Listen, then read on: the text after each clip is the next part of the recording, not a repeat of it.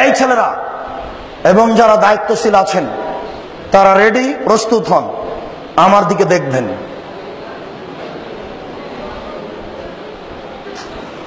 আল্লাহু আকবার বলে সালাতে দাঁড়াতে হবে। হাত দুটি এইভাবে উঠবে। আল্লাহু আকবার বলার পূর্বে দুটি কথা। পেশাব পায়খানার প্রয়োজন থাকলে সেরে আসুন। পেশাব পায়খানার পরে পানি দিয়ে পবিত্রতা অর্জন করুন। পানি না থাকলে ঢেল বা টিস্যু পেপার, আগে ঢেল টিস্যু পেপার পরে পানি, এ কথা মিথ্যে। আগে ঢেল টিস্যু পেপার পরে পানি, এ কথা মিথ্যে। পানি নেই, ঢেল টিস্যু পেপার দিয়ে পবিত্রতা অর্জন করতে হবে, এ কথাই ঠিক। ঢেল টিস্যু পেপার নিয়ে 40 কদম হাঁটা নোংরামি। পায়ের উপরে পা উঠানো এবং খক খক করে কাশা, এটা একটা হায়া লজ্জা না থাকার প্রমাণ। সাথে সাথে আপনি এখনই বললেন যে হাঁটুর উপরে কাপড় উঠলে ফরজ তরক হয়, তো আপনি ঢেল নিয়ে 40 কদম হাঁটেন কি করে? আর আপনি যে 40 কদম হাঁটেন, তো আপনার স্ত্রী 40 কদম হাঁটে কিনা ঢেল নিয়ে? ধর্মকে পাগল পেয়েছেন?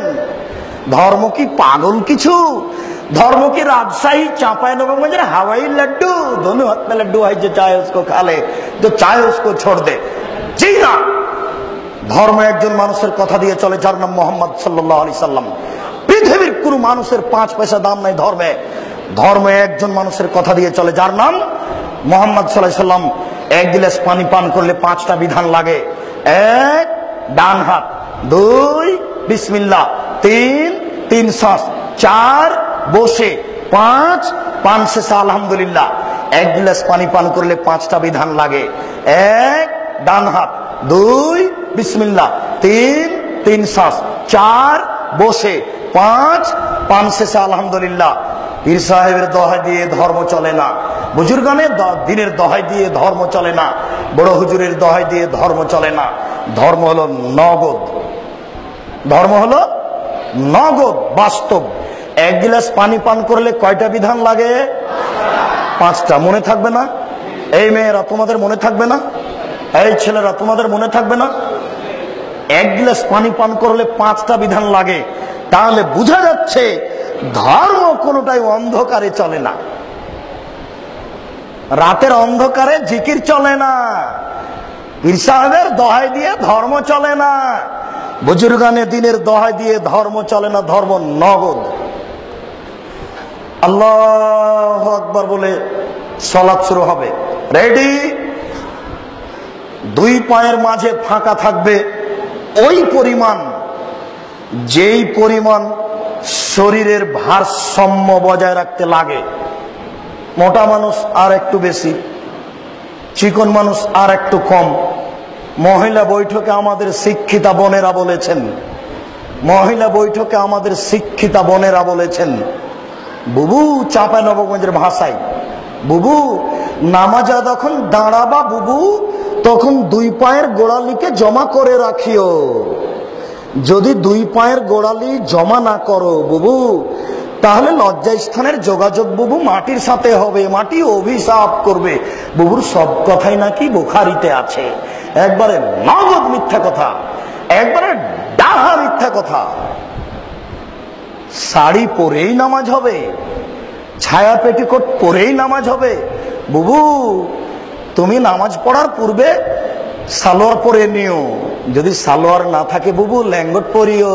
বুবুর সব কথাই নাকি বুখারীতে আছে। বুবুর একবারে কথা নগদ মিথ্যে, ডাহা মিথ্যে। কিয়ামত পর্যন্ত বুবুর কথা সত্য হবে না। শুনেন, পুরুষ নারী তার শরীরের ভারসাম্য বজায় রেখে দাঁড়াবে। কথা বুঝাতে পারি না? আল্লাহু আকবার বলে আঙ্গুলগুলি জমা জমা করবে। হাত দুটি থুতনির নিচে আসবে না, হাত দুটি কানের কাছে যাবে না, হাত দুটি থাকবে কাঁধ সামনাসামনি। বুঝাতে পারছি না? আল্লাহু আকবার বলে ডান হাতের কবজি বাম হাতের কবজির উপরে রাখতে হবে। মেয়েরা কিন্তু এইভাবে রাখে, একবারে নগদ ভুল। কিভাবে হবে? এইভাবে।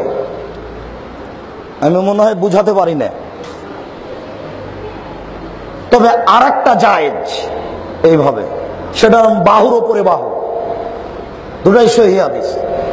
এইটা সংখ্যা, হাদিস সংখ্যা বেশি, বুঝা যায় না? এরপর বুকের উপরে রাখেন।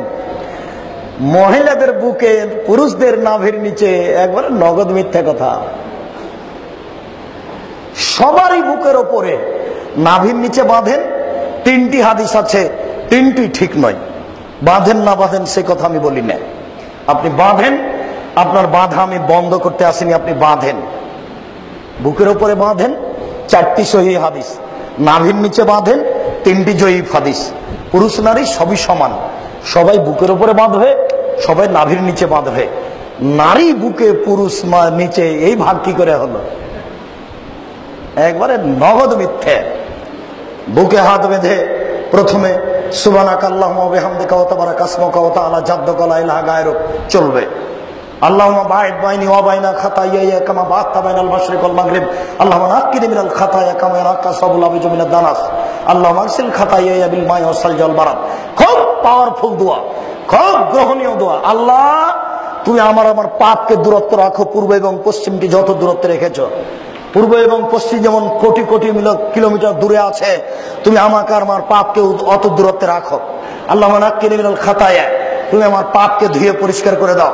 যেমন ভাবে ঠান্ডা পানি দিয়ে, যেমন ভাবে বরফ দিয়ে, তুষার দিয়ে ময়লাকে, কাপড়কে ধুয়ে পরিষ্কার করা হয়। এই গুরুত্বপূর্ণ দোয়াটি পেশ করার পরে বলবেন আউযুবিল্লাহি মিনাশ শাইতানির রাজিম, মারদুদ বিতাড়িত শয়তান থেকে পরিত্রাণ চাচ্ছি। বিসমিল্লাহির রহমানির রহিম, পরম দাতা দয়ালুর নামে আরম্ভ করছি। আলহামদুলিল্লাহি রাব্বিল আলামিন, বিশ্বজগতের প্রতিপালকের প্রশংসা। আর রহমানির রহিম, তিনি হচ্ছেন পরম দাতা দয়ালু। মালিকে ইয়াউমিদ্দিন, তিনি হচ্ছেন বিচার দিনের মালিক। ইয়াকা না'বুদু, একমাত্র তোমার ইবাদত করি। ওয়া ইয়াকা নাস্তাঈন, একমাত্র তোমার নিকটে সাহায্য চাই। ইহদিনাস সিরাতাল মুস্তাকিম, তুমি আমাকে সোজা সঠিক পথ দেখাও। সিরাতাল লাযিনা আন'আমতা আলাইহিম, ওই পথ তুমি দেখাবে যেই পথকে তুমি ভালোবেসেছো, ওদের পথ তুমি দেখাবে। যাদেরকে তুমি ভালোবেসেছো ওদের পথ দেখায় না, যাদের প্রতি তুমি অসন্তুষ্ট। আমিন। দীর্ঘ সময় ধরে তোমার দরবারে যে প্রার্থনা করলাম, এটা তুমি কবুল করো। 8টি সহিহ হাদিস জোরে আর 1টি জয়ীফ হাদিস। চুপের কোনো প্রমাণ নেই। এরপর আপনি বলেন বিসমিল্লাহির রহমানির রহিম, পরম দাতা দয়ালুর নামে আরম্ভ করছি। যে কোনো সূরা, কুল হুয়াল্লাহু আহাদ, হে নবী আপনি বলুন আল্লাহ একক, আল্লাহুস সামাদ, আল্লাহ নিরপেক্ষ মুখাপেক্ষীহীন, লাম ইয়ালিদ, তিনি কাউকে জন্ম দেননি, ওয়া লাম ইউলাদ, তিনি কারো থেকে জন্ম নেননি, ওয়া লাম ইয়াকুল লাহু কুফুয়ান আহাদ, তার সমকক্ষ কেউ নেই। আল্লাহু আকবার। হাত এই পর্যন্ত উঠিয়ে ছেড়ে, খুলে এই পর্যন্ত উঠিয়ে, ওইভাবে উঠিয়ে ছেড়ে দেন, দিয়ে রুকুতে যান। রুকুতে যাওয়ার পূর্বে কয়েকটি কথা। হাত দুটি রডের মতো সোজা হয়ে থাকবে, আঙ্গুল খোলা খোলা থাকবে, আঙ্গুল দিয়ে হাঁটুকে চেপে ধরে থাকবেন। পিঠের লম্বা হাতটা রডের মতো সোজা থাকবে। মেয়েরা যখন রুকু করে তখন পিঠটা এরকম বাঁকা হয়ে থাকে, উটের মতো, উটের কুজের মতো উঁচু হয়ে থাকে। এরকম চলবে না, এতে নামাজ হবে না। একবারে সোজা রডের মতো থাকবে, মাথা উঁচুও হবে না, মাথা নিচুও হবে না। এই দেখেন, আল্লাহু আকবার। সবাই তো দেখতে পাবেন না, দাঁড়ালে তো সবাই দেখতে পাবেন না। আচ্ছা, শুকরিয়া, জাযাকুমুল্লাহ খায়ের। আপনাদের আবেগকে আমি স্বাগতম জানাই। শুকরিয়া, জাযাকুমুল্লাহ খায়ের। একবারে পিঠের লম্বা হাতটা একবারে, চুপ।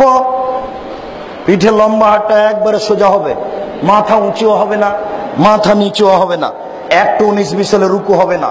এরপর আপনি বলেন সুবহানা রাব্বিয়াল আযীম, উঁচু আল্লাহর পবিত্রতা বর্ণনা করি যতবার ইচ্ছে। সুবহানাকা আল্লাহুম্মা রাব্বানা ওয়া বিহামদিকা আল্লাহুম্মা আগফিরলি, প্রশংসা সহকারে তোমার পবিত্রতা বর্ণনা করি, তুমি আমাকে ক্ষমা করো যতবার ইচ্ছে। আরো দোয়া। এবার সিজদায় চলেন। 7 হাড়ের উপরে সিজদা করতে হবে। নাক কপাল 1, 2 হাত 3, 2 হাঁটু 5, 2 পায়ের বৃদ্ধাঙ্গুল 7।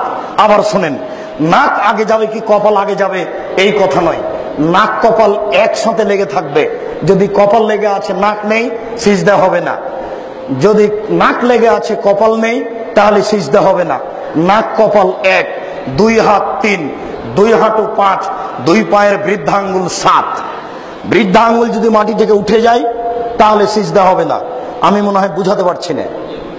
এতদিন পর্যন্ত যেভাবে সিজদা দিচ্ছিলেন, আজ থেকে কপালটা তার চেয়ে 10 আঙ্গুল আগিয়ে রাখবেন, পিঠের লম্বা হাতটা যেন একবারে সোজা হয়ে থাকে, কোনয় দুটি এভাবে উঠিয়ে রাখবেন, বুকের নিচ দিয়ে যেন ছাগলের বাচ্চা পার হতে পারে। ওই যে চাঁপাইনবাবগঞ্জের শিক্ষিতা বুদ্ধিমতী মহিলা বলেছে, বুবু যখন সিজদা করতে যাবা বুবু, হাতি যেমন মাটিতে পড়ে যায় তেমন মাটিতে পড়ে গিয়ে বুককে উরুর সাথে লাগিয়ে আঁটো সাঁটো হয়ে সিজদা করিও বুবু।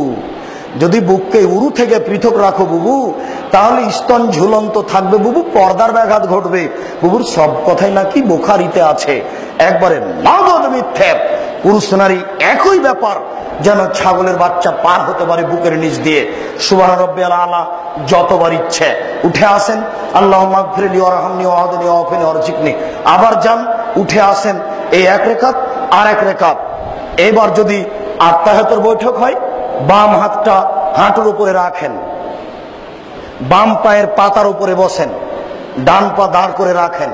আর যদি সালামের বৈঠক হয়, তাহলে বাম পাটা ডান দিকে বের করে দেন, আর পিছন নিতম্ব মাটির উপরে রাখেন। বাম হাতের আঙ্গুল এইভাবে জমা জমা করে রাখেন, ডান হাতের কনিষ্ঠ আঙ্গুল দুটি জমা করেন। এরপর 3 নম্বর আঙ্গুলের নখের উপরে বৃদ্ধাঙ্গুলের পেট রাখেন। রাখেন তো দেখি আপনারা।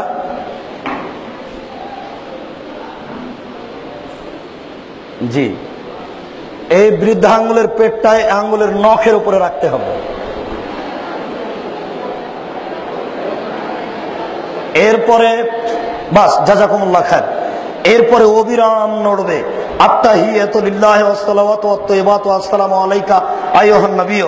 হে আল্লাহ, আল্লাহ অর্থের ইবাদত, শরীরের ইবাদত সব কিছু তোমার জন্য। আসসালামু আলাইকা আইয়ুহান নবী, হে নবী তোমার উপরে শান্তি অবতীর্ণ হোক। আসসালামু আলাইনা ওয়া আলা ইবাদিল্লাহিস সালিহিন, শান্তি সকল মানুষের উপরে হোক। আশহাদু আল্লা ইলাহা ইল্লাল্লাহ, আমি সাক্ষ্য দিচ্ছি আল্লাহ ব্যতীত কোনো মাবুদ নাই। ওয়া আশহাদু আন্না মুহাম্মাদান আবদুহু ওয়া রাসূলুহু, আমি সাক্ষ্য দিচ্ছি মুহাম্মদ আল্লাহর রাসূল। আল্লাহুম্মা সাল্লি আলা মুহাম্মাদ ওয়া আলা আলি মুহাম্মাদ কামা সাল্লাইতা আলা ইব্রাহিম ওয়া আলা আলি ইব্রাহিম ইন্নাকা হামিদুম মাজিদ। হে আল্লাহ, তুমি প্রশংসনীয়, তুমি জ্ঞানী, তুমি মুহাম্মাদের উপরে, তার বংশধরের উপরে তুমি শান্তি অবতীর্ণ করো, যেভাবে ইব্রাহিম আলাইহিস সালাম তার বংশধরের উপরে শান্তি অবতীর্ণ করেছো। তুমি বরকত নাজিল করো, যেভাবে ইব্রাহিম আলাইহিস সালাম ও তার বংশধর প্রতি বরকত নাজিল করেছো, মুহাম্মদ ও তার বংশধর প্রতি সেভাবে বরকত নাজিল করো। তুমি প্রশংসনীয়, তুমি জ্ঞানী। এরপরে দুআয়ে মাসুরা, আল্লাহুম্মা ইন্নী যালামতু নাফসি যুলমান কাসীরা, হে আল্লাহ জীবনে খুব পাপ করেছি, ফাগফিরলি, তুমি আমাকে ক্ষমা করো। মাগফিরাতাম মিন ইনদিক, ক্ষমা তোমার পক্ষ থেকে হয়ে থাকে। ওয়ারহামনি ইন্নাকা আনতাল গফুরুর রহিম, তুমি দয়া করো, তুমি ক্ষমা করো। তুমি যদি দয়া না করো, তুমি যদি ক্ষমা না করো, তাহলে কে দয়া করবে, কে ক্ষমা করবে? আল্লাহ আমি নাউযু বিকা মিন আযাবি জাহান্নাম, তোমার কাছে আমি জাহান্নামের শাস্তি থেকে বাঁচতে চাই। ওয়াউযু বিকা মিন আযাবিল কবর, আমি তোমার নিকটে কবরের শাস্তি থেকে বাঁচতে চাই। ওয়াউযু বিকা মিন ফিতনাতিল মাসিহিদ দাজ্জাল, তোমার কাছে আমি দাজ্জালের বিপদ থেকে বাঁচতে চাই। আল্লাহ আমি নাউযু বিকা মিনাল মাসাম ওয়াল মাগরাম, তোমার কাছে বড় পাপ এবং কর্জ থেকে বাঁচতে চাই। ওয়াউযু বিকা মিনাল মাহি ওয়াল মামাত, ইহকাল এবং পরকালের বিপদ থেকে বাঁচতে চাই। একটু এক আত্তাহিয়াতু, 2 দুরুদ, 3 দুআয়ে মাসুরা, 4 সালাম ফিরার পূর্বে একটু বলে নেবেন, রব্বিরহামহুমা কামা রাব্বায়ানি সাগীরা। হে আমার প্রতিপালক, তুমি আমার বাপ মাকে দেখো, বাল্য অবস্থায় আমাকে যেভাবে দেখেছিল। এই 4টা ভুলবেন না, অন্তত এই পর্যন্ত। তারপরে পারলে রব্বানা আতিনা ফিদ দুনিয়া হাসানাতাও ওয়া ফিল আখিরাতি হাসানাতাও ওয়া কিনা আযাবান নার, অবিরাম আঙ্গুল নড়তে থাকবে। আসসালামু আলাইকুম রাহমাতুল্লাহ, আসসালামু আলাইকুম রাহমাতুল্লাহ, আল্লাহু আকবার, আস্তাগফিরুল্লাহ, আস্তাগফিরুল্লাহ। আর অনেক, অন্তত আয়াতুল কুরসি। আল্লাহ রাসূল বলেছেন, একটা মানুষ যদি ফরজ সালাতের পর আয়াতুল কুরসি পড়ে, জান্নাতে চলে গেছে। ঢোকেনি কেন? মরেনি এই জন্য। সম্মানিত উপস্থিতি, এই পর্যন্ত বলে আপনাদের সকলে